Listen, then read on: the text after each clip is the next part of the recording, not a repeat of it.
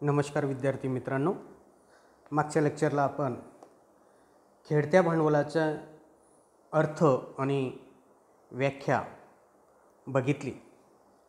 आज आपल्याला खेळत्या भांडवलाच्या आवश्यकतेवर परिणाम करणारे विविध घटकांचा अभ्यास करून घ्यायचा आहे। खेळते भांडवलाची गरज किती असते याचं अचूक अंदाज मोजण्याचं असं कोणतंही साधन उपलब्ध नाही। व्यवसायाची आर्थिक परिस्थिती, व्यवसायाची आर्थिक कुवत लक्षात घेऊन आणि इतर वेगवेगळे घटक लक्षात घेऊन खेळत्या भांडवलाचे प्रमाण व्यवसायामध्ये निश्चित केले जात असतं। तर आज आपण खेळत्या भांडवलाच्या आवश्यकतेवर परिणाम करणारे पहिल्या घटकाचा अभ्यास करणार आहोत, तो म्हणजे व्यवसायाचे स्वरूप। विद्यार्थी मित्रांनो, खेळत्या भांडवलाच्या आवश्यकतेवर परिणाम करणारे घटकांमधील पहिला जो प्रकार आहे व्यवसायाचे स्वरूप। दैनंदिन वापराच्या आवश्यक वस्तूंच्या उत्पादन करणाऱ्या ज्या व्यवसाय आहेत, या व्यवसायांना खेळते भांडवल स्थिर भांडवलापेक्षा खूप कमी लागत असते। म्हणजे अशा दैनंदिन वस्तू निर्मिती करणाऱ्या संस्थांना खेळते भांडवलपेक्षा स्थिर भांडवल हे जास्त लागते, परंतु त्याच्या तुलनेत खेळते भांडवल हे कमी लागत असते। कारण अशा व्यवसाय करणाऱ्या ज्या संस्था आहेत, कंपन्या आहेत, यांचं दायित्व म्हणजे देणे लागणे, लायबिलिटीज कमी असते आणि अशा ज्या संस्था आहेत हे रोखीवर व्यवहार करण्यासाठी तत्पर असतात, म्हणून अशा संस्थांना खेळते भांडवल हे कमी लागत असते।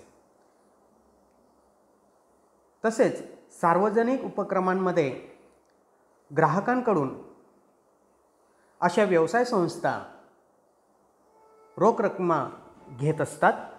त्या कारणाने अशा दैनंदिन वापराच्या वस्तू निर्मिती करणाऱ्या संस्थांना कमी प्रमाणावर खेळते भांडवल लागत असते। उदाहरणार्थ, कपडे विक्री करणारे व्यापारी। आपण बाजारपेठेमध्ये अनेक मोठमोठे दुकाने कपड्यांचं आपण बघितलेले आहेत।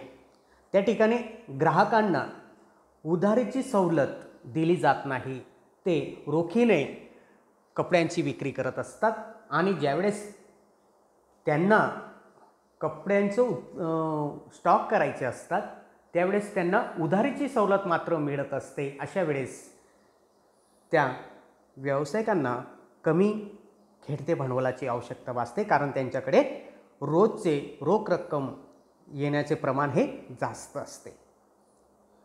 आपल्याला एस टी महामंडळाचं देखील उदाहरण घेता येईल की एस टी महामंडळाला स्थिर भांडवलामध्ये मोठ्या प्रमाणावर गुंतवणूक करावी लागते, परंतु खेळते भांडवल कमी लागते। जरी खेळते भांडवल जास्त लागत असते, परंतु त्याची आवश्यकता मात्र कमी असते, कारण त्यांच्याकडे रोख रक्कम ही जास्त प्रमाणावर येत असते। कारण आपण ट्रॅव्हलिंग करताना उधारीवर ट्रॅव्हलिंग करत नाही, तर रोकड ट्रॅव्हलिंग करत असतो। म्हणजेच दैनंदिन वापराच्या आवश्यक वस्तूंचे उत्पादन करणाऱ्या ज्या व्यवसाय आहेत त्यांना खेळते भांडवल हे कमी लागतं। म्हणून खेळत्या भांडवलाच्या आवश्यकतेवर परिणाम करणारा आपल्याला पहिला घटक सांगता येईल की व्यवसायाचे स्वरूप। व्यवसायाचे स्वरूप कसं आहे त्यावर देखील खेळत्या भांडवलाची आवश्यकता लक्षात घेतली जात असते। आपण वरती जे दोन उदाहरणं घेतले उद्योगाचे, या उलट जर एखादा व्यवसाय चैनीच्या वस्तू विक्री करत असेल, तयार करत असेल, तर त्यासाठी मोठ्या प्रमाणावर खेळत्या भांडवलाची आवश्यकता भासत असते। कारण अशा वस्तू, चैनीच्या ज्या वस्तू असतात त्या वस्तू विक्रीमध्ये सातत्यता नसते। उदाहरणार्थ AC, कूलर, TV, फ्रीज अशी जे वस्तू निर्मिती करणाऱ्या संस्था आहेत यांचे विक्रीचे प्रमाणामध्ये सातत्य नसते, विक्रीमध्ये सातत्य नसते। म्हणून अशा वस्तू स्टॉक करून ठेवण्यासाठी त्यांना खेळते भांडवल मोठ्या प्रमाणावर लागतं. म्हणजेच अशा चैनीच्या वस्तू उत्पादन करणाऱ्या व्यवसाय जे असतात त्यांना खेळते भांडवलाचं प्रमाण जास्त लागते. अशा संस्थांना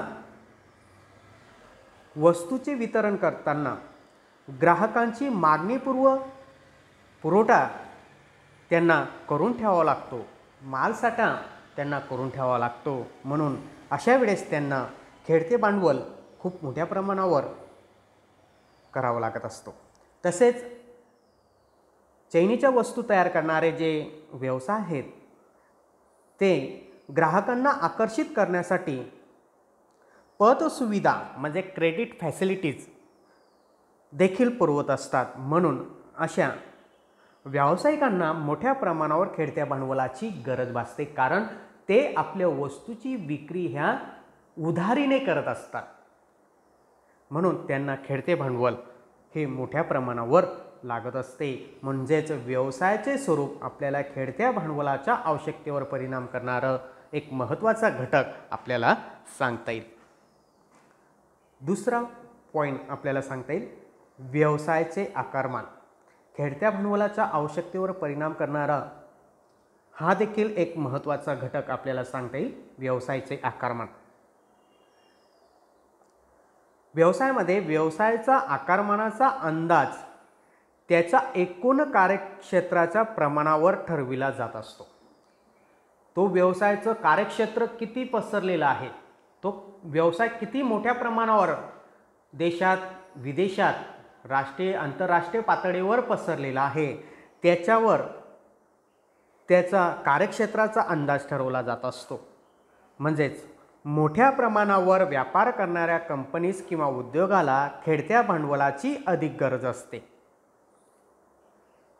आपल्याला उदाहरण जर सांगायचं असेल तर दोन उद्योगांमध्ये तुलना आपल्याला करता येईल.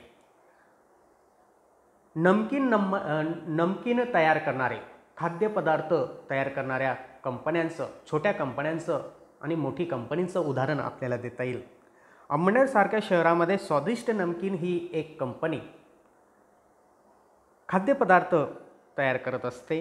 तिचं खेळते भांडवल इतर कंपनी म्हणजेच बालाजी, जे वेफर्स आपण वेगवेगळ्या प्रकारचे शेव म्हणजे खाद्यपदार्थ निर्मिती करणारं बालाजी ही कंपनीचं आपण उदाहरण घेऊ शकतो. म्हणजे या दोन कंपन्यांमधील तुलना जर केलं तर बालाजी कंपनीला मोठ्या प्रमाणावर खेळत्या भांडवलाची आवश्यकता भासत असेल स्वादिष्ट नमकीनच्या तुलनेत. कारण स्वादिष्ट नमकीनचं कार्यक्षेत्र हे खानदेशापर्यंत मर्यादित आहे, परंतु बालाजी हे राष्ट्रीय पातळीवर त्याचं कार्यक्षेत्र आपल्याला दिसतं. म्हणजे त्या बालाजीचं नमकीनचं वस्तूची मागणी हे देशात विदेशात आपल्याला सांगता येईल. म्हणजे बालाजी नमकीनला मोठ्या प्रमाणावर खेळत्या भांडवलाची गरज भासत असेल स्वादिष्ट नमकीनच्या तुलनेत. म्हणजे व्यवसायाचे आकारमान देखील खेळत्या भांडवलाच्या आवश्यकतेवर परिणाम करणारं घटकांमध्ये आपल्याला सांगता येईल.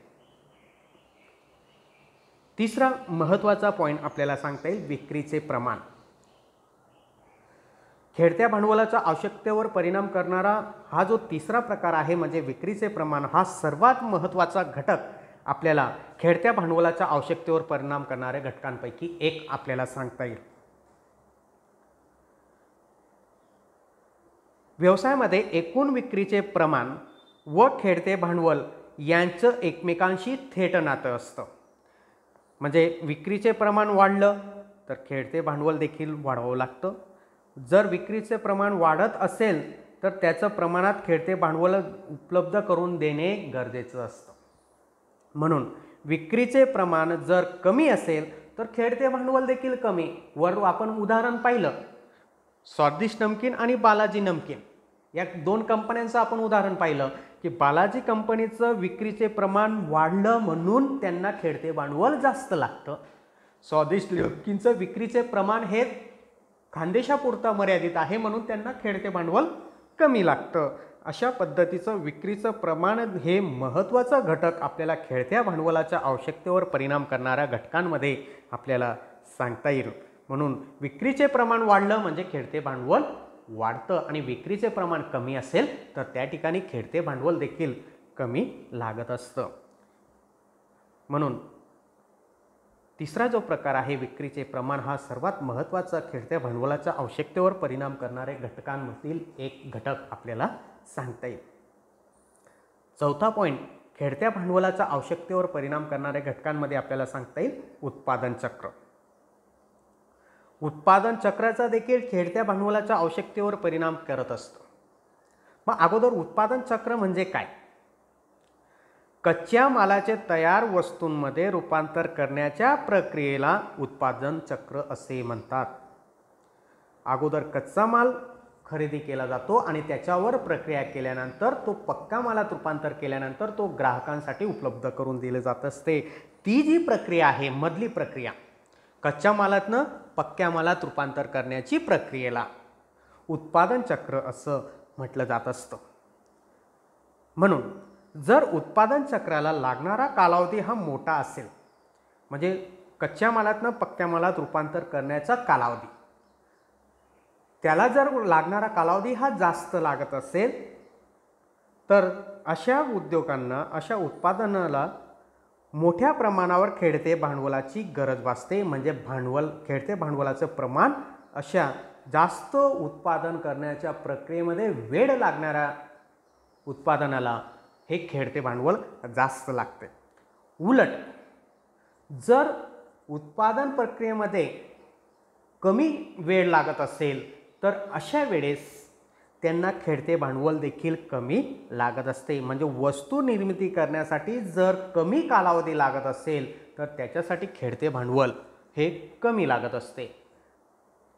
म्हणजेच उत्पादन चक्राचा देखील खेळत्या भांडवलाच्या आवश्यकतेवर परिणाम करणारा घटक आपल्याला सांगता येईल. म्हणजे एखादी वस्तू निर्मिती करण्यासाठी मोठ्या प्रमाणावर वेळ लागत असेल, वेळ काळ द्यावा लागत असेल तर त्याला खेळते भांडवल हे जास्त लागतं. आणि ज्या वस्तू निर्मिती करण्यासाठी कमी वेळ लागतो तर अशा वेळेस त्यांना खेळते भांडवल देखील कमी लागत असतं.